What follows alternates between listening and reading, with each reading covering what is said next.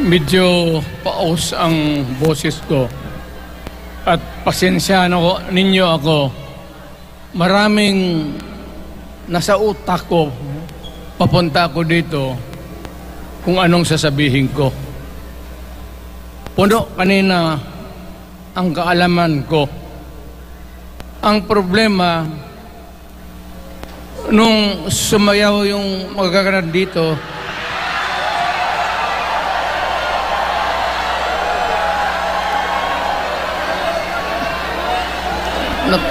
nakalimutan ko. Matanda na rin kasi ako.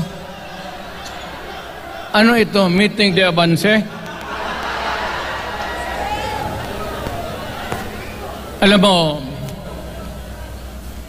nung unang panahon, wala naman tayong kamuang-muang, wala naman tayong kalaban, wala namang nagagalit sa atin. Pumunta ang Espanyol at inagaw ang ating lupa, hinirang. For 400 years, nagtiis ang Pilipino, subjugated by foreigners. Then, during the American and Spanish War, natalo ang Espanyol at napunta ang ating bayan sa Amerika. Anak ng grabe ang tiis ng Pilipino, yung mga lolo natin, kung gaano na lang sila pinahirapan. Alam mo noon, kung hindi ka magsimba, ay may mga pare nandyan, they know the history of Christianity. Alam mo noon, kung hindi ka magsimba, 10 palo sa katawan mo. You doubt my... Ayan si Father Ivasco, Chief of Staff ko sa City Hall. Siya yung NPA leader doon sa Libungan, may plenum ang komunista. Itong mga sundalo natin, nandito sa harap ko, nahuli yan si Ivasco. At ako naman ay fiscal noon, pumunta ako sa Katitipan para i-administer ko yung oath niya, yung statement niya kung totoo o hindi. Pagkatapos noon, sabi ng mga sundalo, Piskal, papatay namin itong 2 pare. Father Tison, Waray, pati si Father Ivasco. Bumaba yan sila sa Visayas para makigsapalaran sa NPA. Sabi ko, wag, kasi pare yan. Puta, alam mo, ang Diyos nandyan eh. Kung ito lang naman ang prinsipyo, ideolohiya, hindi naman kriminal yan, kidnapper o puser. Sabi ko, kulungin na lang ninyo. So, sa matagal na panahon, sulat siya ng sulat kay Cory. Eventually, na-release yan sila lahat, pati na ang asawa nila Quintanar, yung mga komunista, mga Esparo, nanggaling dito at naging uso sa buong Pilipinas, yung pagpatay. Wala. Barangay captain, konsehal, military, navy, pulis, puro may pamilya, anak ka ng kakawalang kwenta yung ideolohiya. Kung hindi mo man lang mabinta sa mapayapa na panahon, so kinuha ko siya Chief of Staff, tapos umuwi siya sa Bohol, naging governor. Pare ito. Nandito siya ngayon, kasama tayo, at maraming salamat. You guys from other parts of the Philippines nagpunta rito para lang makipagduyog sa Bisaya, sumama lang sa ating, kung sabay tunong sa Tagalog, yung ating, the purpose of why we are here. Wala akong, no longer in politics. I am not a candidate. Nahirapan nga ako mag-akyat ng hagdanan. I am 80 years old. Hindi, 79 lang, pero hindi binibilang yan eh. Sabi malas daw. Sabi ng asawa ko, 80 na ako. O, sige, 80 na. Pero nung lumabas itong People's Initiative, okay man yan. Abogado ako. There are 3 ways of amending the Constitution. Mag-constitutional convention, mag-election tayo sa political districts ng representante para sa assembly to convene there and propose changing or modification of our Constitution. Itong People's Initiative, pati itong Congress, they would convert the Congress into a constituent body and propose the Constitution.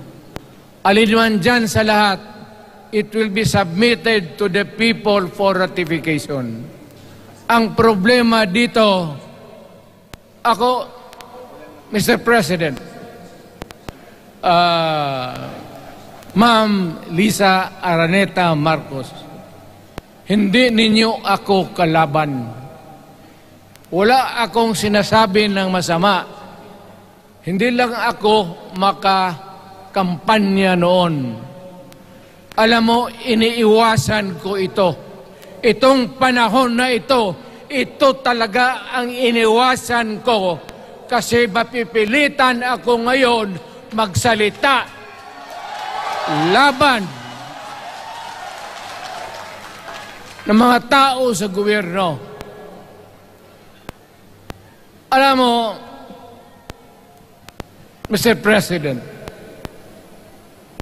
hindi ako maghingi ng tawad. Kagawan mo yan eh. It is your responsibilities sa sarili mo. What you do in this world binds you. Iyo yan. Huwag mong sisihin ang ibang tao kasi sarili mong utak at katawan yan. Nung ako'y mayor, pinakitaan ako ng evidence ng PDEA. Doon sa listahan, nandoon yung pangalan mo. Ayaw kong sabihin yan kasi magkaibigan tayo. Kung hindi magkaibigan, magkakilala. Ikaw pumapasok kayo ng alanganin. Mr. President, baka susunod ka sa dinaanan ng tatay mo. Diyan ako takot. Ayaw ko mangyari sa iyo yan. pabor lang ako namang nagmamakaawa kasi it will divide the nation at madugo itong panahon na ito. Alam mo, Mr. President, sabihin ko maya sa tao kung ano ka. Noong unang panahon, hindi tayo puro Bisaya nagkita-kita doon sa Luzon. There was a community of Filipinos. Galing Visayas, galing Ilonggo, galing Waray, galing Mindanao, galing Hulo, galing Lanao, Cebu, Samar, at Taas, Pampanga, Apare. Nagkita-kita yung mga minono natin. Kasi hinawakan tayo ng Espanyol, pati Amerikano. Nung dumating ang panahon na tayo'y nagkaharap na, sabi ng mga lolo natin, ano ang gawain natin sa bayan natin? Pwede ba tayong magbarangay-barangay lang o magkaisa tayo? Di na bale, iba-iba ang salita natin. It was agreed by the Filipinos then of all walks of life, Ma-Ilocano, Ma-Cebuano, mga taga Mindanao, they agreed to form a constitution. Alam mo, yung constitution parang bahayan sa tao. May poste. Sabi natin, maggawa tayo ng magandang opisina where we can meet and talk about the destiny of this country. Doon, they agreed na may malaking bahay, may poste, mga malaking poste, at may mga muebles at kwarto, living rooms and all. Ang usapan na from time to time, lumalaki na ang bayan at magdagdag tayo ng mga opisina sa mga opisyal. Maganda yun. Bahay yun. Mga sahig, nandyan lahat. The mesa, desks, chairs and everything. Wala tayong pinag-usapan na sirain yung bahay na yun. It was intended for posterity at inabot sa atin yung konstitusyon na yan.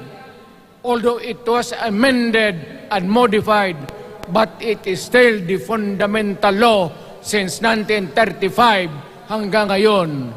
At what keeps in Ilocano, Bisaya, Waray, Moro, bakit tayo nagkaisa? Magkaiba ang salita natin, ang pagkain, iba. Ugali, iba. Bakit tayo andito ngayon? Dahil sa isang bahay. Yung bahay na yan, yung papel, the Constitution. Ngayon, ang Constitution is supposed to be a permanent thing.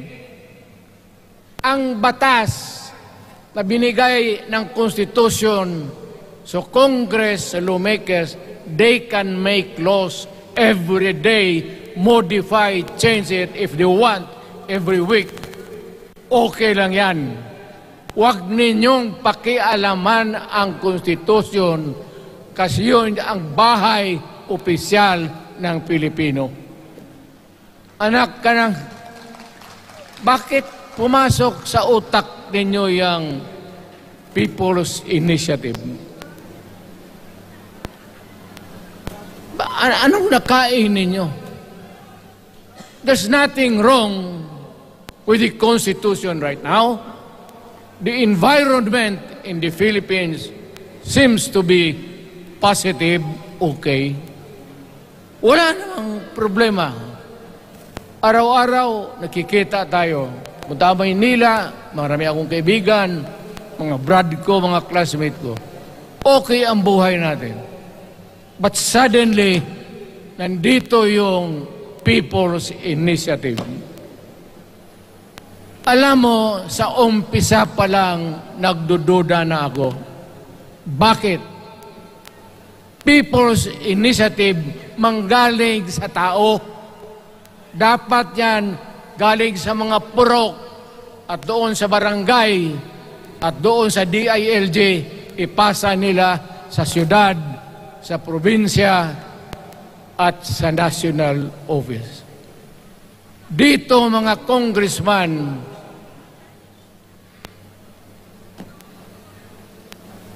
alam ninyo, kung magkaletse-letse ang buhay na ito, sabihin ko sa military, sirahan ninyo yung Congress. Magastos, nagbabayad tayo, nag-usik-usik sa kwarta. Sige pamayad para People's Initiative. So, what is the motivation? Galing ba sa puso ng tao yung pinipirma niya? Hindi yung pirma niya yung petition para ito, kaming nagsipirma dito, pumayag na merong pagkaiba ngayon sa Constitution. Pirma lang, pati pera. Anong klase yung putang inang yun? Ganon na lang ang tingin ninyo sa Pilipino. Pagka ganon, maghiwalay-hiwalay na tayo. Kayong taga Luzon, pumunta na yan sa Mindanao, mag-declare na lang tayo ng independence separate. Bakit binababoy ninyo ang bayan natin? Ako naging presidente, ako naging mayor, ako naging congressman. Ang sinasabi ko sa inyo, putang ina.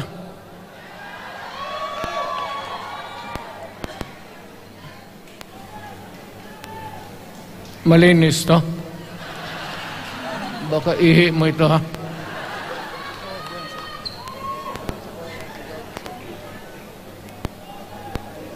Kakaubos talaga ng laway itong...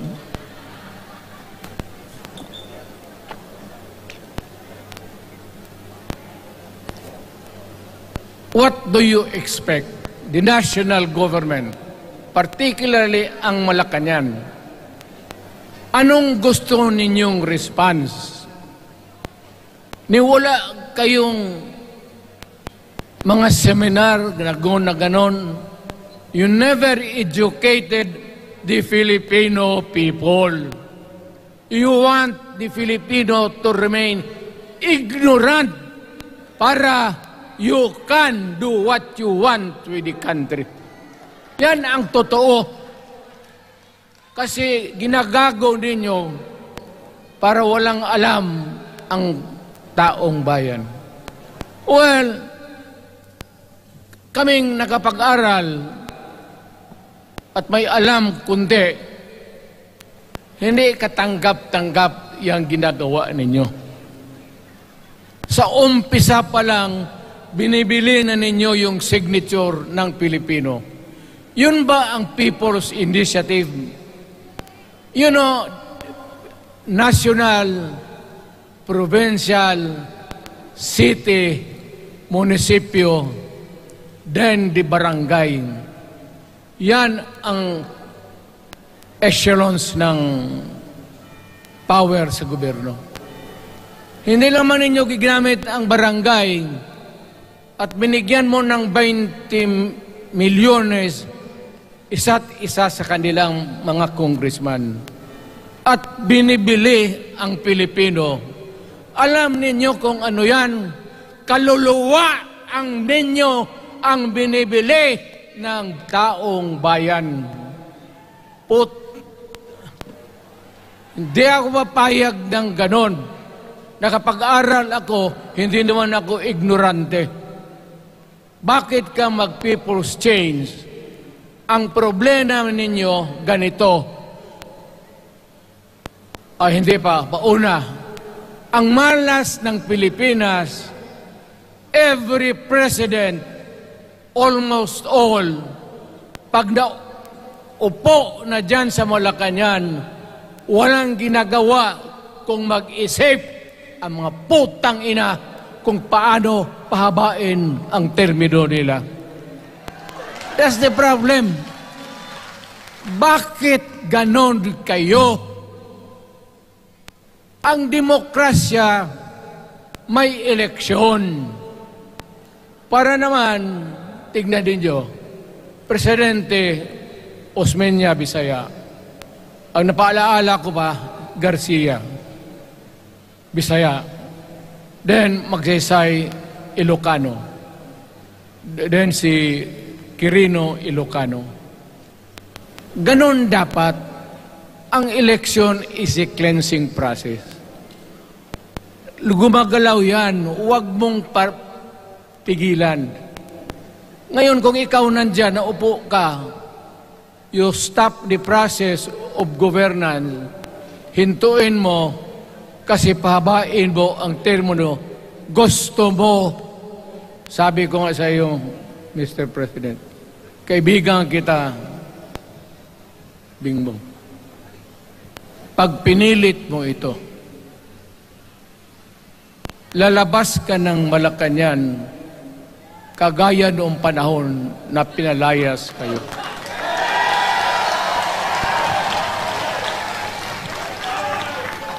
Alam ninyo, kung hindi na talaga ito mapigilan, nandyan ang military pati polis, makinig kayo. Pag-aralan ninyo kung ano yung pinapakain nila sa taong bayan. At pagka nakita ninyo kung ano ang mali, you correct it. Nasa inyong kamay na yan. Ganito yung plano. Presidential, tapos parliament. Ang presidential, lahat kayo, ako, ikaw, lahat, hanggang doon, nagboboto, direct vote to elect a president. Itong parliament, prime minister lang ang magboto, yung mga assembly who are the congressmen now. Putang ina ninyo, wala akong tiwala sa inyo. Wala kayong prinsipyo, bukang pera kayo lahat. Yan ang totoo. Kaya gusto ko, pag nagka-letse-letse nga, pumasok ang military, palitan ninyo lahat. Arestuhin ninyo kasi nagsasayang ng pera at yung ginagastos nila is a fraud, swindling ang ginawa nila. You must account for the wasted money, for the money that you bought the signature of a Filipino.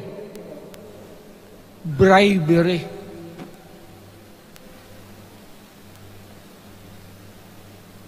Magdasal lang kayo.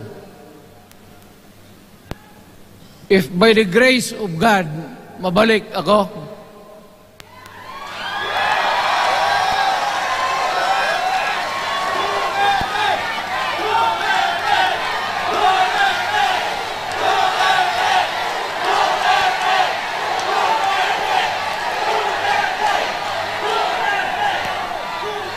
milagro lang naman yan, hindi ba yan totoo? Utang ina kung mabalik ako, arestuhin ko kayo lahat for the swindling of the Filipino people. You committed fraud. pinagsayangan ninyo ang pera namin. People's Initiative does not involve buying the vote or the signature of the Filipino. Talagang mga wala kayong prinsipyo, mga putang ina ninyo. Yun naman, baski ano ka, diyan katagal ako, yan o. Yung sa likod ko, umupo ako diyan. Vice Mayor ako. Diyan, Mayor ako, pinakamatagal. Naging congressman ako. Presidente. Kayo, nagpasok sa Congress, eleksyon, nanalo, Seiko. So parang ganito, yung mga, para sa mga balaga, pati lalaki. Pasok niyan, Seiko. Paglabas niyan, pagkatapos, Rolex na. Pumunta ng Malacanang, nakatamaraw, paglabas niyan, nagka-Mercedes-Benz. Busog kayo lahat. Tingnan ninyo yung mga bahay noon ng mga congressman at tingnan ninyo ngayon kung ano kayaman sila, lalo na yung mga bahay nila sa Maynila.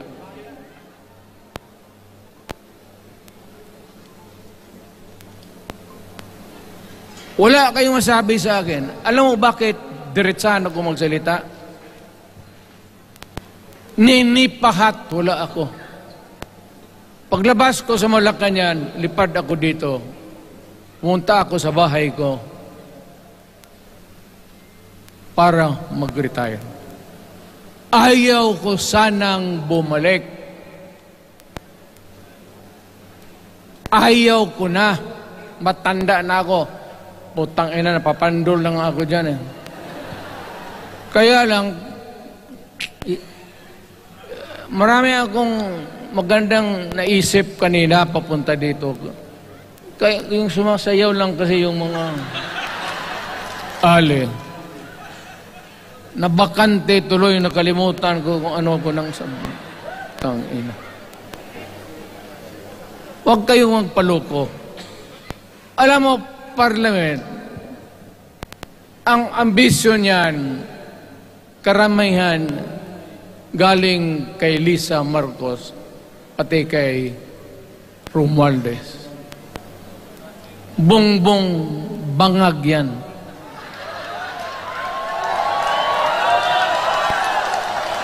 That's why sinasabi ko na sa inyo ngayon, si Bongbong Marcos bangag noon, ngayong presidente na, bangag natin ang presidente. Kayong mga military, alam ninyo yan. Lalo na yung nasa Malacanang. Alam ninyo. The Armed Forces of the Philippines, alam ninyo. May drug addict tayo na presidente, putang inang yan. Ayun ang, bakit ako nagkaroon ng kaso ng ICC? Sabi nila, pinapagpatay ko raw yung mga drug pusher at drug addict. Mabutit na lang, wala na ako sa pwesto, baka kasali ka pa. No, Mr. President, pinilit ninyo kami. Kayo yung sa Bisaya, kinikitoy mo yung Pilipino. You are testing the waters. Not even. You are, pushing to the limits ang pasensya ng Pilipino. Huwag na huwag mong gawin yan. Huwag mong gawin yan, huwag mong ituluyan, kaya magkagulo. Pag hindi namin napilitan kayo sa mga rallies, sa aming mga boses, ang sentimento namin, ako'y Sinasabi. Sinasabi ko sa military, nag-hemorrhage ang bayan, gastos dito ng gastos doon. Tapos kung mag-speech, ang pinag-usapan ang putang inang pobreng Pilipino. Gastos dito, gastos doon. Mga military, maawa kayo sa bayan. Pag hindi namin kaya, gawin na ninyo. Gawin ninyo, kawawa ang Pilipinas. Alam mo, presidente, tapos mag-parliament, tumatakbo ng assemblyman o congressman niya si Sandro, tapos ipasok nila sa assembly, gawain nilang prime minister. Yan nga ang sakit ng Pilipino. You want to perpetuate yourself in power at the expense ng buhay ng bayan. Mabuti sana kung bright kayo.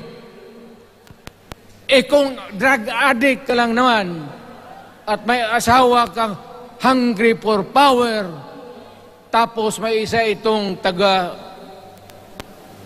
Leyte, gusto siyang mag-prime minister at gawin niya itong bongbong, diyan ka lang, ako ang bahala. Ceremonial president ka na lang. Ako na ang magpatakbo ng bayan sa parliament. Yan ang plano nila. Yan ang hindi talaga matanggap natin. Kalukuhan niyang putang ina yan. Huwag kayong... Alam mo, bakit ako makipag-away ng presidente? Marami siyang sundalo.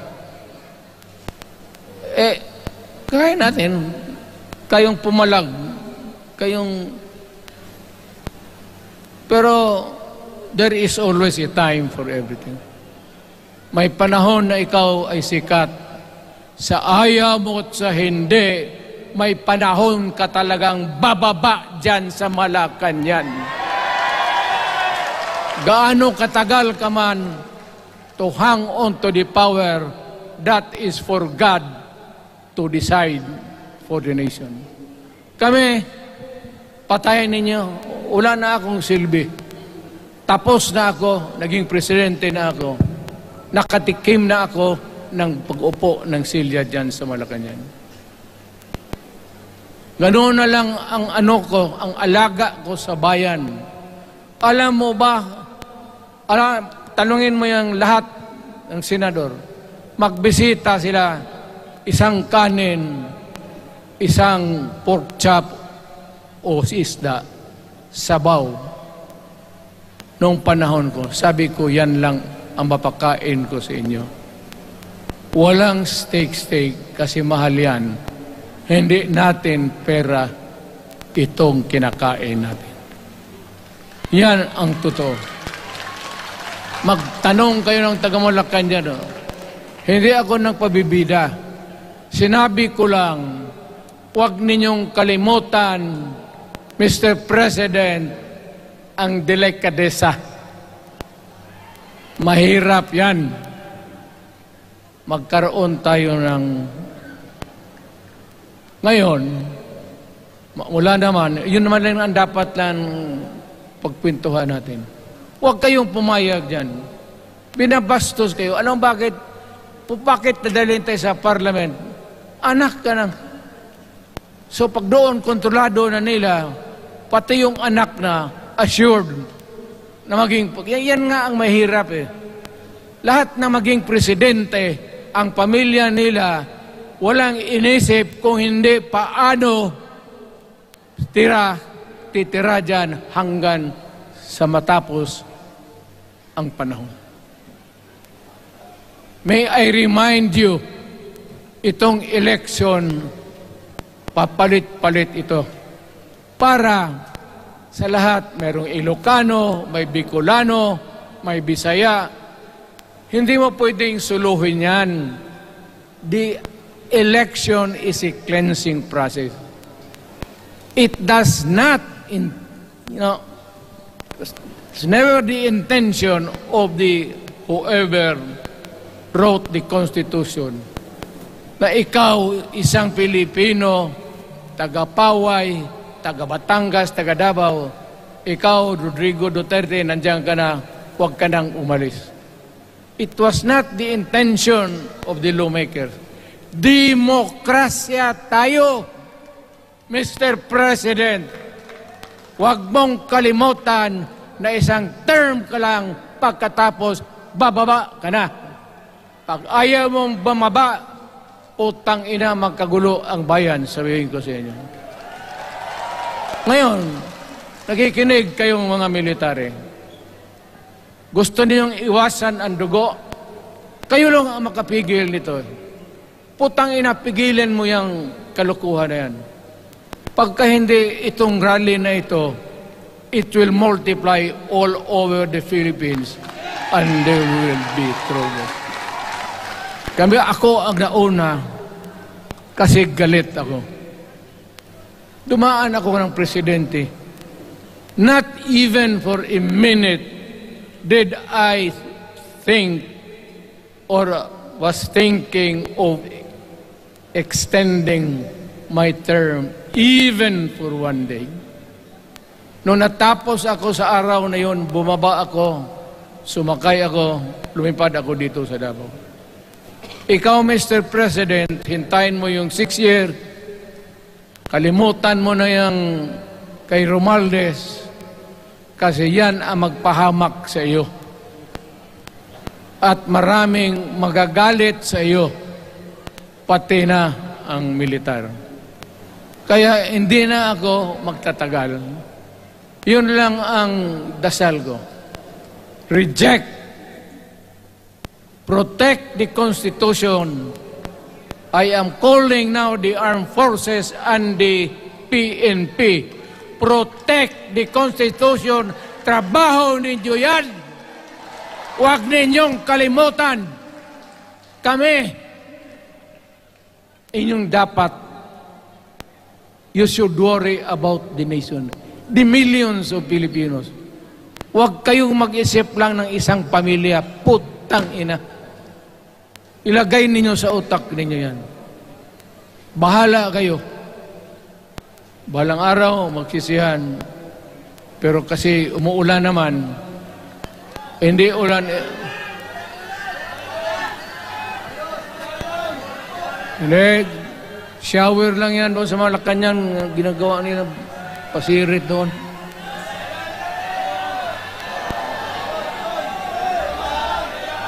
Wala naman rin akong masabi.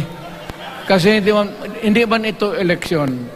Nakafocus lang ako sa People's Initiative and the way that they are handling the process of the People's Initiative. Ang nangyayari ngayon, hindi yan People's Initiative, kung hindi buying the people for their signatures. Pag-umpisa pa lang, bayaran na. At maniwala ka ng konstitusyon, lalabas yan maganda, kung pira-pirahin lang tayo. Balang araw, wala na ako sa buhay. Maybe 10 years, 5 years from now. You might want to change some provision. Yung sabi nila, the usual excuse is economic provisions lang ang aming pakialaman. Putang ina, huwag kayong maniwala dyan sa mga yawa na yan. Puro kasing sinungaling ang mga ulol. Alam mo, pag nagtawag ka ng Constitutional Convention through People's Initiative or when you open the Constitution, hindi mo pwedeng limitahan ang powers na yan. It's unlimited. Kung ano ang gawain nila at kung ano ang utos ng may pera, kung bayaran sila, ipagbili talaga tayo. Ipauhanin na lang ako, naghangi ako ng may mga congressman dito. Ito yung matitino. Nandito si Congressman Alvarez. Pumunta talaga siya. Hindi man kasi niya ako hinayaya. Kapupunta sana ako ng Tagum. Para lang ako galit talaga. Bakit po putang ina? Sige. Bakit? Bisaya pa makumutan ko na imong naong. Magharap ka sa akin, ganoon ko yung mukha mo. Bakit? Bakit bigyan mong problema ang Pilipino? Ano ang kasalanan ng Pilipino at gumagastos kayo, binibili milyon ng milyon, kayong mga congressman, putang ina, istapa yan. Swindling yan. Kaya sabi ko, by a stroke of fate, nabalik ako dyan sa Malacanang. Kayong lahat, kagaya ng Marcelo, ng tatay mo, Bongbong, kayong lahat, congressman, nandoon kayo sa Krame. Ipasok kayo ng 2 taon para leksyon ninyo. Hindi ka maleksyon ng kalukuhan ninyo. Wala. Hindi pa nga naayos ang kati. Ano bang, what's wrong with the Constitution? Tell me. Kung hindi yung inyong ambisyon. The real purpose itong constitutional changes sa People's Initiative is really to perpetuate those who are in power. Yan na lang ang ganyan ninyo. Marami akong sabihin, maybe kung patayin nila ako, putukin yung eroplano, wala na tayong magawa. Ngayon kung sino, alam mo na kung sino, yung sa Malacanang, yun ang aristuhin ninyo. Sila nag-umpisa ng kaguluhan ito. Ladies and gentlemen, I am very thankful na nandito kayo, mga Tagalog, Bisaya at taga-Maynila. And I hope that we will continue to love our country. Magbigay sila na pera, tanggapin ninyo, pera ninyo yan. Hindi ba ninyo na sa isip ninyo? Bigyan kayo ng 1,000, 100, tanggapin mo, pera ninyo yan. Pati yung sa bulsa nila, kinakain nila, at pinagbili ng bahay kung saan-saan, pera ninyo. So, make sure na bago kayo lumabas lang naman sa mundong ito, may panahon lahat, mamatay tayo. Mag-iwan kayo ng isang prinsipyo. Sabi ninyo sa mga anak ninyo, tinanggap ko yung pera kasi pera natin ito, ibili natin pagkain. Pero yung prinsipyo natin, huwag natin ipagbili. Yan ang iiwan mo sa mundong ito para sa mga anak ninyo. At yan ang dadalhin mo sa langit. Pagka sinabi ni San Pedro, anong nagawa mo? May ginawa ako para sa bayan. Tapos magsabi sa San Pedro, ano pa? Yung mga ibang bagay na ginawa mo, mga kasalanan, mga kabit, ganon. Sabihin mo kay San Pedro, San Pedro, nandito ako sa langit para makipag-isa sa Diyos. Pag hindi ka tumahimik, yung manok mo, hawakan ko, ilambos ko yan sa ulo mo. Putang ina ka. Buksan mo yung puwertahan at papasok tayo. Magkita-kita tayo sa langit. Lahat kayong hindi nabili. Sigurado ako, langit kayo. Kaya basing anong kasalanan niyo, okay na yan. May guarantee na kayo yung passes. Mahalaga yan as a matter of principle. Prinsipyo sa tao. Maraming salamat po.